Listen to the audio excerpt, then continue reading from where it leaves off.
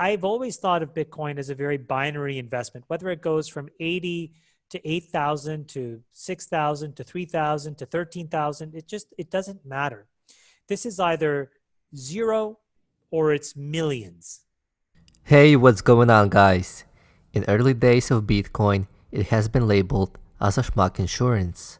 But today, it's something way more valuable. In this video, Billionaire Chamath will make his Bitcoin price call, and then I will explain the probability behind it. On February 2nd, 2020, this is where downturn in the market began. Look at the date, 2/20/2020. Could this be a sign of another conspiracy? Well, that would be another video. Since that date, stock market dropped by 35% from top to bottom within just 4 weeks. It slightly rebounded, but I think there is more downside to go. Crude oil dropped from $54 a barrel all the way under $20 a barrel. That's a 63% plunge. Actually, for the last few days, crude oil had a nice rebound. Right now it's trading slightly under $30. That's a solid 50% bounce back. As I mentioned in my previous video, I got some exposure to crude oil volatility when it was under $20 a barrel. And no, I did not buy any future contracts. Because if you expose yourself to future contracts, there are two things that you have to get correct. First is the strike price of underlying asset, and second is time. Those two unknown variables decreasing my probabilities of making a profit. If you just expose yourself to the price, time factor is out of the picture, and it's just a matter of time for this commodity to revert to its mean. Even precious metals such as silver took a big dive during this deflation period. Silver dropped from $18 to below $12 per ounce. That's a 33% drop. Not quite what's so-called a safe haven asset. Gold, on the other hand, didn't drop that much.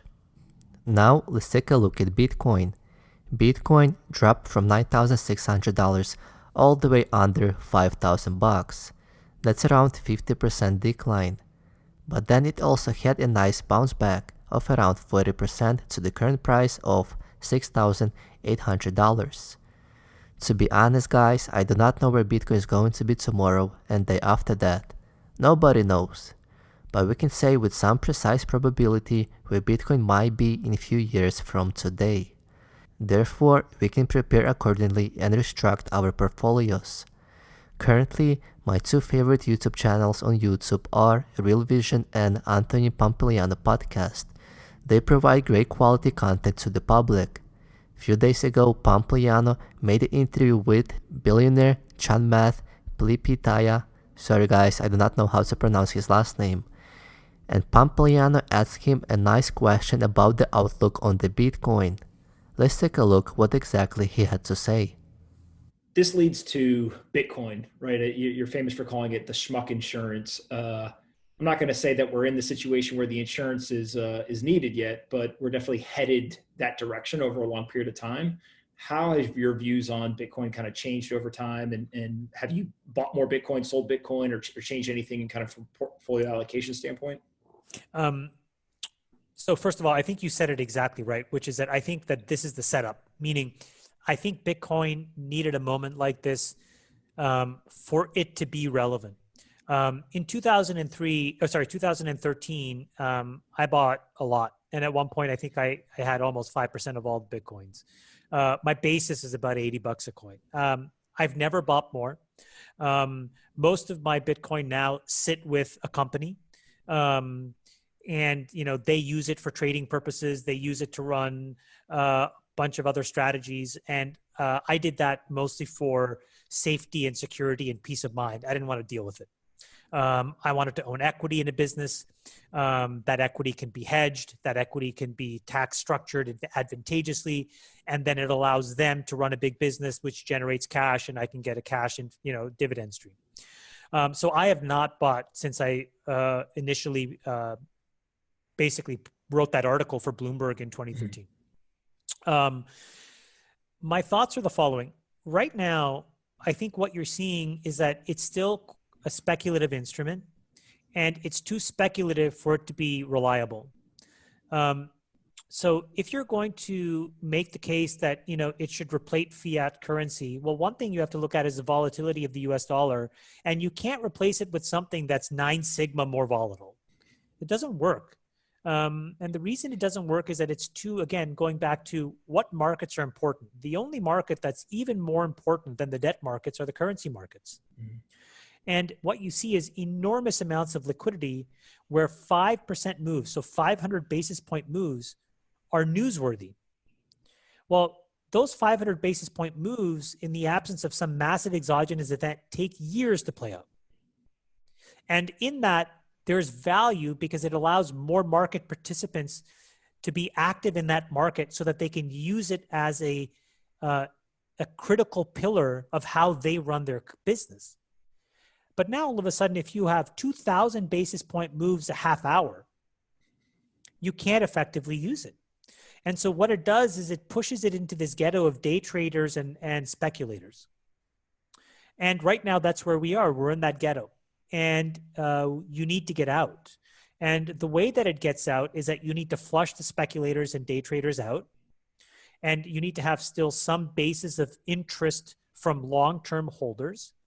And then you need to have it slowly look like the traditional infrastructure could really implode. So again, I go back to, we are driving slowly, but we are driving towards a top of a cliff. And then we're going to drive much, much faster down that cliff or down that hill. And at the end of it is a huge brick wall. The way we avoid it is by pivoting to a resilient economy where we introduced inefficiency and cost and inflate our way out of it, or debasement. The path dependence for Bitcoin is if it looks like path 2 is likely, it will really emerge as a flight to safety. And over the next 10 years, where this trajectory is going to take shape, and it is a 10-year trajectory, you'll have a lot of time to vector into it to protect yourself and to hedge yourself. And I've always thought of Bitcoin as a very binary investment, whether it goes from 80 to 8,000 to 6,000 to 3,000 to 13,000, it doesn't matter. This is either zero or it's millions. Because what it will do is it will create a quasi-gold standard. It'll create an index, except instead of having to own gold, where gold is owned by central banks, it is an instrument that has value that's determined by and between its participants, and it's owned by everybody. So maybe the correct way to say this is that it's not gold, but in gold being gold 2.0, which some people have used about Bitcoin, what it does is it replaces the method of value transfer that you need for fiat money to be valuable. But that only happens if the US dollar looks like it's going to careen into this wall. So I think that's the bet. So the setup is here. So before, there was no path dependence, meaning you were speculating and not really hoping, because, if you're using it schmuck insurance as I was, you were kind of hoping it would never come in. But now, if the probability, was 1% that it would be valuable, unfortunately, the probability is now probably like 5 or 10%. And there's a real chance by 2030, we don't find a way to inflate our way out of this. And that the only way to break the back of deflation is essentially to create some quasi form of gold standard. But it'll be almost impossible to do that between governments and central banks. They'll never agree on an instrument and they'll never agree on an exchange. But then bottoms up, people could decide to do it. Yeah. And the minute that happens, individuals and people, then it's a done deal. In one point, Chamath said that he owned around 5% of the entire Bitcoin supply in circulation. Current Bitcoin market cap is $125 billion. 5% of total supply would be $6.25 billion. That's quite large evaluation in terms of US dollar. And in terms of Bitcoin, it would be slightly less than 1 million BTC outstanding. Wow, that's a lot. Another thing that I wanted to mention to you guys that you should stop measuring Bitcoin in dollars. it's way better to measure Bitcoin in Bitcoins or in Satoshis, because over time, dollar will lose its purchasing power because of inflation. Another very interesting point was made by Chamath, that it does not matter if Bitcoin is $3,000, $4,000, $7,000, or even $10,000. It's either zero or millions. Here I can tell you for sure that this billionaire has a long-term vision, and it's very important. Short-term fluctuation doesn't faze him. Let's move on. Specifically, what I wanted to talk about today is probabilities and risk-adjusted return.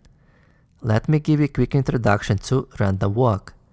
To put it simply, random walk is a random process that describes a path of success and failures of random steps. Markets are completely binary. Price can only move up or down. It does not move sideways. If you think it does move sideways, what it means that it just has low volatility but is still responsive to fluctuations. The current price of Bitcoin, let's just round it up to $7,000 for easier calculation. We have two directions, up or down. Suppose it can go up and reach $8,000 in one period of time. We can define one period of time however we want. It can either be 1 day, 1 week, or 1 month. It can also go down and drop to $6,000 in the same time frame. Since it's a random walk and the probability of success is the same as probability of failure, which is 50-50.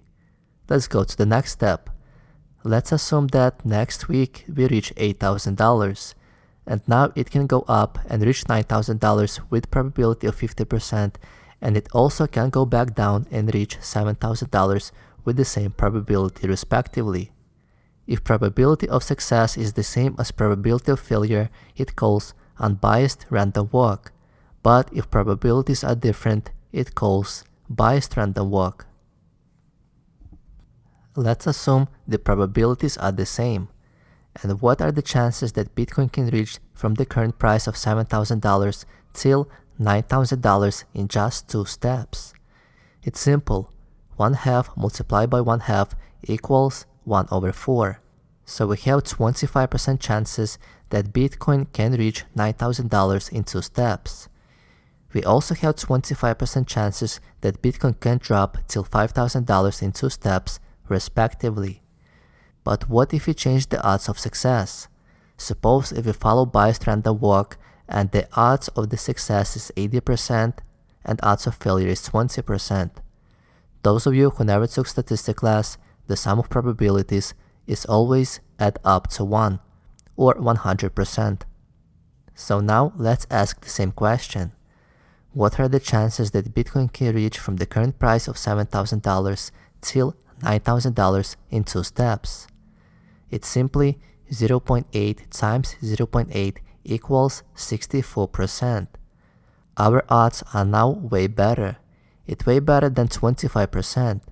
But what are the chances that Bitcoin can reach, let's say, $20,000 in 13 steps?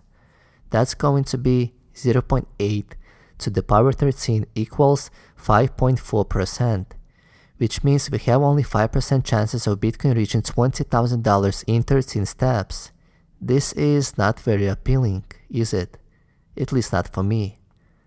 So, what can we do? We can make it more appealing if we ignore short-term fluctuations and focus on a long-term vision. This is what basically Chamath did subconsciously without doing any math. He said that Bitcoin can either be 0 or millions. Just for the same argument, let's say that Bitcoin in 2 years can either be 0 or 100,000. Suppose that 2 years is just 1 step. So from here, we can go from 0 or 100,000. That's a good thing that Bitcoin cannot go minus 100,000. Unless if you're a big risk taker and using 10 times leverage. But even then, if Bitcoin would go below 0, you would get a margin call and your position would be closed. If the chances are 50-50, and suppose that I invested $10,000 for 2 years, and I can make 100k or I can lose everything within 50% of success, I would take this bet every day. risk-adjusted return is very appealing. The problem is there is no so many opportunities in the current financial market with such appealing rate of returns. What you should take away from here is to have a long-term vision.